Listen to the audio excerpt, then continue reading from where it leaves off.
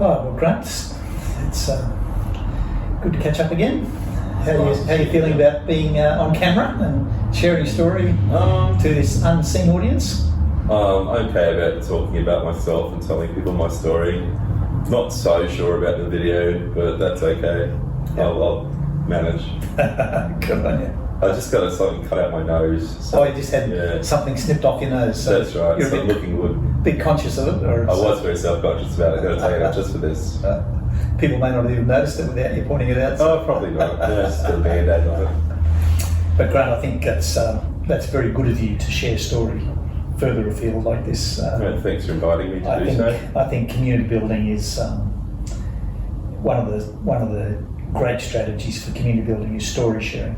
Yeah, we don't stop and take time much these days to deeply listen to each other and hear each other's stories. So I think it's very valuable that you're willing to do what you're doing here.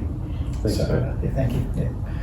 But so we've been asked to talk a bit about your experience of homelessness, what that was like for you, how that happened, what's happened since then, how you've recreated a new chapter in your life. Okay. Yeah. So can you tell us? How did homelessness happen for you? What led up to it, and what was that like for you? It was a difficult time in my life. I think everything has a little bit of a backstory, and when I gave this in a workshop, I gave a bit of a backstory. So I was born in Bundaberg, and I lived there until I was 17. I moved to Brisbane to go to university. I failed my first degree, and I was failing my second degree. So I felt terrible about myself. I was actually passing the subject, so I was training to be a teacher, I had no self-confidence. So I tried to kill myself, so I ended up in hospital. And then after that, I moved away from things like church and just lived in Brisbane for the next 9 years of my life. And I was on the DSP. And then I went over DSP being disability support pension yep. throughout my 20s. I went back and finished my degree did a Bachelor of Arts, I have a major in psychology. Okay. So it's quite well read and used to Brisbane. And then I went to Japan. I lived there for 7.5 years. And then while I was over there, I experienced a lot of mental health problems. And I was diagnosed with schizophrenia. I'm not actually sure what my diagnosis was when I was in my 20s, but I went through deep psychosis and things like that. So that was time for me to leave Japan. And I always thought I'd end up homeless for some reason. And I moved back to Ipswich to be with my parents. And I didn't like the way I was treated by mental health services there. I think if I had had my breakdown in Australia, I would have received much more support. But because it all happened in Japan, I wasn't given much support by the mental health services in Ipswich. I had some difficult things. I actually had to go to court for something in 2015.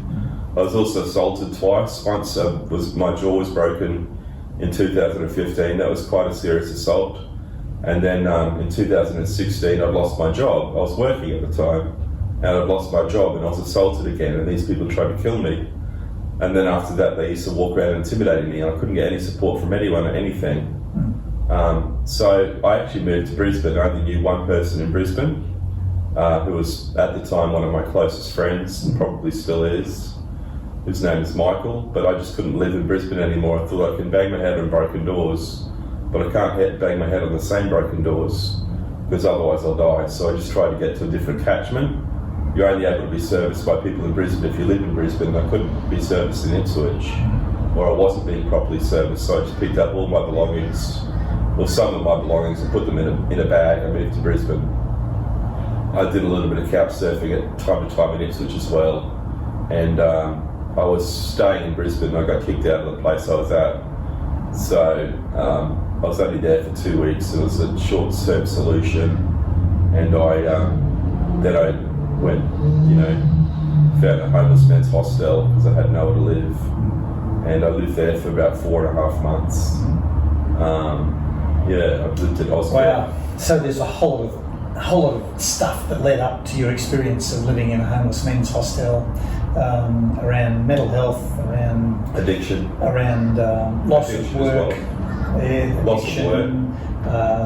being beaten up, some encounters with the police and the court system, a whole mix of stuff that meant it sounds like you're in a pretty vulnerable space. Then you were homeless. I had no support, and I felt very unsafe. Yeah. Okay, so you had no support, you felt unsafe, Can you describe any further about what it was like to be homeless and to be in a couch surfing or in a homeless men's hostel for those months? It was quite difficult because, like, I'm not an aggressive or violent person, but through some of my experiences in Ipswich, I had to learn not to throw punches, but I felt like I had to be able to take a punch, not to be intimidated by people.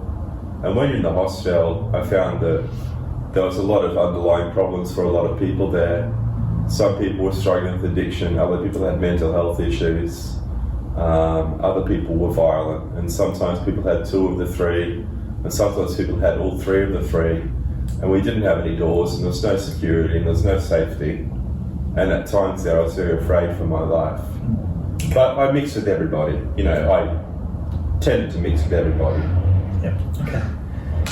And so in Brisbane, it was, you were in a new place, you only had one friend in all of Brisbane, you were in a homeless hostel. I didn't know anyone in Brisbane. Didn't know anyone. One person. And how did you and I meet? Can you describe how that encounter happened? Actually, the second time I met you was in 2016 when I moved to South Brisbane, the homeless men's shelter there. But the first time that I met you was in 2013, because while I was overseas, my friend was working for Disability Support Queensland, and he talked about a place to belong. And so I went to a place to belong and met you there. And I was wanting to be involved in the literacy project because I taught English in Japan. But I'd made a number of phone calls and people hadn't called me back, so I was burnt by that experience. But I needed to meet someone again in 2016. I needed some support from somewhere for the things that I was experiencing. And so I turned up at a place to belong with my friend Michael and met you again. You said, "It's been nice to meet you." I said, "I've already met you. I met you 3 years ago." And told me how we'd let you down. That's nice and clear. And because you apologised, a lot of services don't function smoothly as you'd like. Yeah. And I've been disappointed by services, but because you apologised for the way that I was treated, I was okay to put that behind me and involve myself predominantly at that time with Grow, which was hosted at a place to belong. Grow was peer support mental health. Okay. So we met, and we actually, and I have no memory of meeting you that first time, but something went wrong there, calls weren't answered, you were offering to volunteer, that wasn't picked up on, and it was really good that when we met in part B 3 years later, you told me that, and I could get this feedback about a failing, a shortcoming in the service that I was part of, and so that was very good that you told us that. And I'm glad we're able to start again to move on and do something better. From there, tell us what's happened as you regrouped from homelessness. What sort of things happened for you as you rebuilt your life? Because I know you now, 4 years later, you've built quite a platform of achievements. What were some of the things you did? Actually, let's talk a little bit about what I was doing when I was at the homeless men's shelter first. I was heavily involved with Grow, and I found that a very supportive network of people who had also experienced mental health issues. And I still haven't really, I believe, been properly serviced by mental health services even in Brisbane, which is just disappointing. But that's why other things like Grow are really important sometimes. When I moved out of Grow, after living in the hostel for 4.5 months, I got a room in a boarding house. I don't really like boarding houses, but that's what was offered to me. So I took this room in this boarding house in J Street in Bowen Hills, and I've lived in Bowen Hills now. There's a community centre across the road which I used. They have free phone calls, and I didn't have phones at different points in time.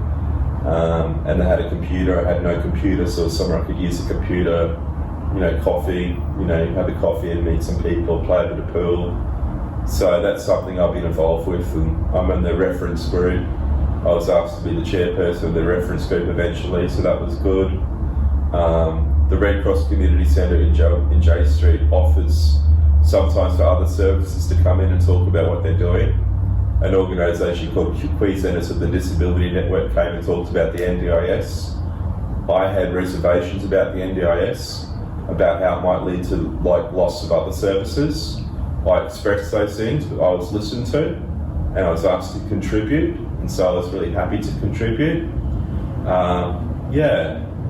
So I've been involved with QDN for a few years now, and that's been good. I also remember that you invited me to attend, I can't remember what it's called, but it's about community building in West End Community House, Norfolk Street. Oh, that was training, the training for people who were volunteering at West End Community House. Was that the one you mean? Or do you mean the community orientation course? The community orientation course. Okay, that's at Thomas Street in West End. That's a West End Wages Union orientation course. Yeah, and so I was involved with that as well. I also received some service. I went to Springboard, which is a thing for people with dual diagnosis. In other words, people who have mental health issues and addiction issues. And so I went to that, and then I was linked to PIR, which is called Partners in Recovery, and it no longer operates. But through Partners in Recovery, I was able to get some basic things like ID. They funded me to get a passport again, and photo ID. I got a birth certificate. I got my driver's I don't drive, but your basic 18 plus card. Oh, the ID. Yeah, okay. And they gave me glasses. They funded me to get some glasses. Okay. I had some pest control issues. They funded all of that. Okay. So that's been a very helpful service for me. So we're hearing about some helpful services in the sense of very early on, even having a place to go and play pool, to meet people, to have a computer that you could use, to make phone calls, to make coffee. Those sort of really simple early things were quite helpful. But then you were invited onto a reference group, you got involved in QDN, you gave feedback and they invited you to come and be involved.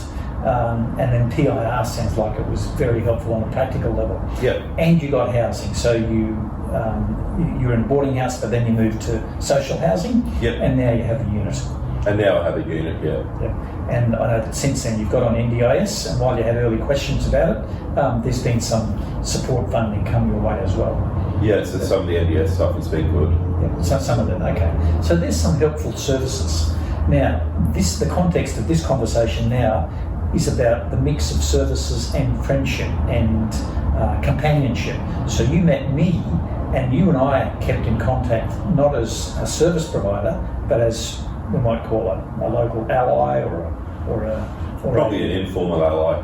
Informal ally. Yeah. Tell us about what contribution came to you or could come to you from an informal ally. You mentioned Grow already. You mentioned the introduction to the orientation course, which was good. Tell us about what was okay for you there. So I think Grow was really good for me, but also like to have someone to talk about some legal issues that I had. I think they were helpful in that respect. Also just broadening my social network. I started going to breakfast at West End Community House. I'd see a lot of people there that I quite like to see in the morning.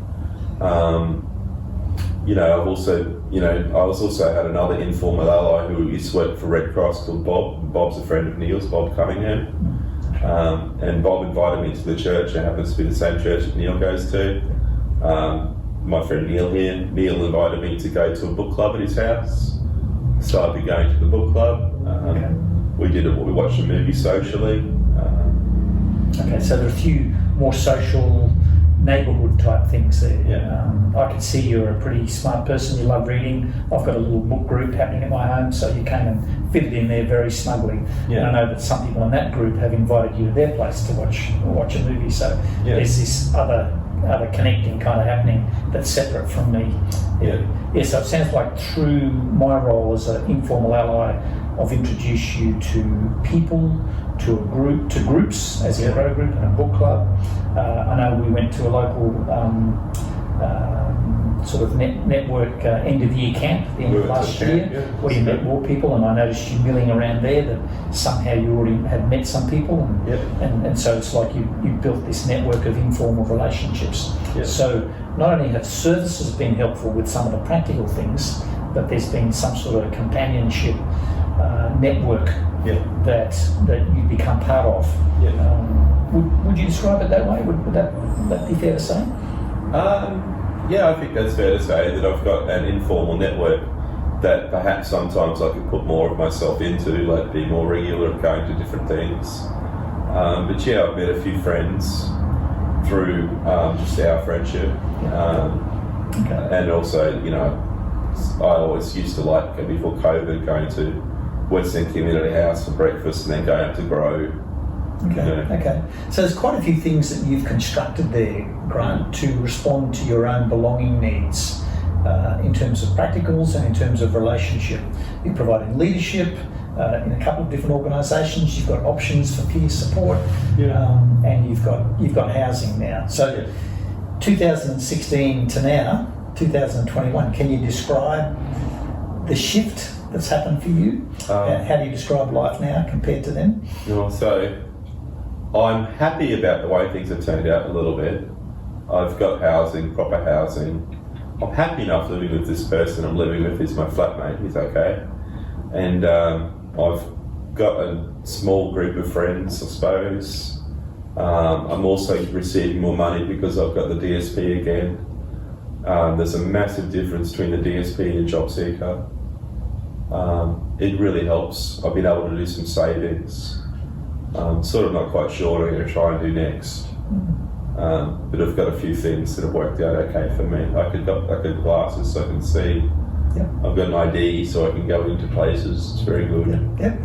They're all good things, Grant. I haven't been hit in the head for a while. It's been good. So you're safer. I feel safer. You're safer. You can see. You've got some money. You can even save. You've got a roof over your head, and you've got some peer support and some people you can hang out with if you want to. Yeah, that's right. So I'm sure it's not all easy and rosy. There's still complications, but it seems to me as though you've built some scaffolding around your life. Yeah, I hope so. And I've seen a whole energy within you to self-right. You've put in lots of energy and done lots of work to self-right your own life. From that time where things were pretty out of kilter for you. Yeah, thank you. Yeah, so well done, Grant. Well done to you. It's a great story. And Any final comments? I still go to Auscare, which is now called Vinnie's in South Brisbane. I think that was an important place for me to be at a certain point in my life because it connected me up with a psychologist and a GP. And I think that was really helpful. And I still see my psychologist and my GP there. Some parts of Auscare I didn't really like, but that's okay. But I think it's very difficult for people now under COVID because when I was there, there's probably 70 to 80 guys, I think, living together. So there was beds for 70 to 80 people. Some people had their own rooms, but a lot of people were working in an open dormitory type style thing, which was like you didn't sleep there because it was never completely dark. And also there was fears sometimes that someone might assault you. Some of those fears were legitimate, I think. But at the same time, after COVID, I know that they're only housing about 10 people currently, so I wonder where everyone's living. Yeah. Good question. Well, thank you, Grant. It's a good story. Thanks, Ian. Over and out. Over and out.